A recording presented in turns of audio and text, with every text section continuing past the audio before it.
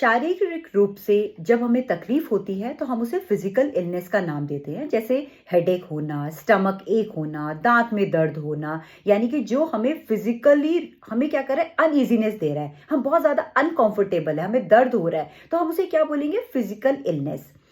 Physical illness की ही तरह एक और चीज होती है जिसे हम मेंटल इलनेस कहते हैं, यानी कि मानसिक रोग।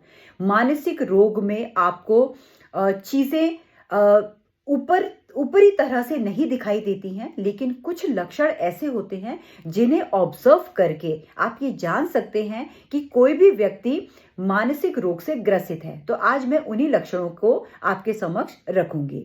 देखिए, जो मानसिक रोग है यानी कि मेंटल इलनेस होता है, हम उसे 3 डायमेंशन के बेसिस पे आइडेंटिफाई कर सकते हैं। वो 3 डायमेंशन है आपके इमोशंस, थॉट्स एंड परसेप्शन।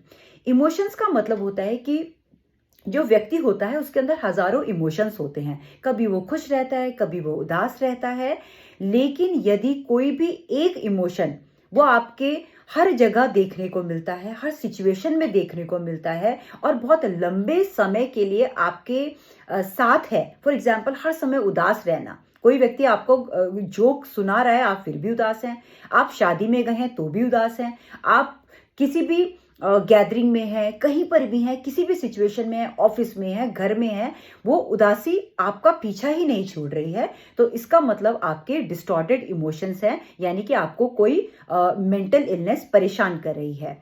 उसके बाद आता है थॉट। थॉट का मतलब होता है सोच। यदि आपकी सोच, आप अपने लिए बहुत नेगेटिव है, आप पास्ट को नेगेटिव वे में देख रहे हैं, अपने प्रेजेंट को नेगेटिव वे में देख रहे हैं, अपने फ्यूचर को नेगेटिव वे में देख रहे हैं, आप ये देख रहे हैं कि मैं किसी काम का नहीं हूं, मैं कुछ नहीं कर सकता, मैं तो हमेशा फेल होता रहता हूं, तो ये क्या है, आपका डिस्टॉर्टेड थॉट।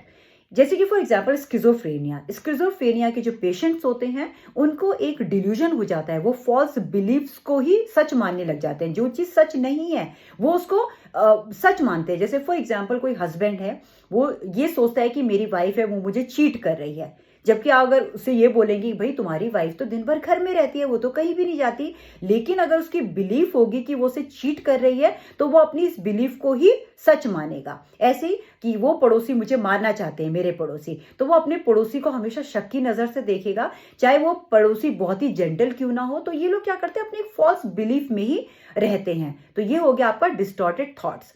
तीसरा है परसेप्शन, यानी कि जो आपके आसपास की चीजें हैं, जो आपके आसपास के इवेंट्स हैं, उनको आप गलत तरीके से ऑब्जर्व कर रहे हैं, गलत उनको मीनिंग दे रहे हैं। जैसे कि जो चीजें नहीं है वो आपको दिखाई दे रही हैं, जो चीजें है ही नहीं उसकी आवाजें आपको सुनाई दे रही हैं।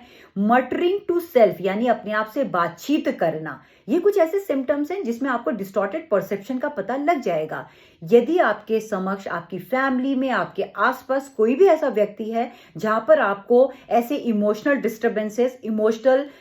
डिस्टर्बेंसेस के साथ साथ आपको डिस्टॉर्टेड थॉट्स या उसकी कोई ऐसी गलत परसेप्शन वाले लक्षण नजर आते हैं, तो यकीन मानिए उस व्यक्ति को आपके हेल्प की आवश्यकता है। आप उसको किसी भी साइकेट्रिस्ट या साइकोलॉजिस्ट के पास लेकर जाइए और उस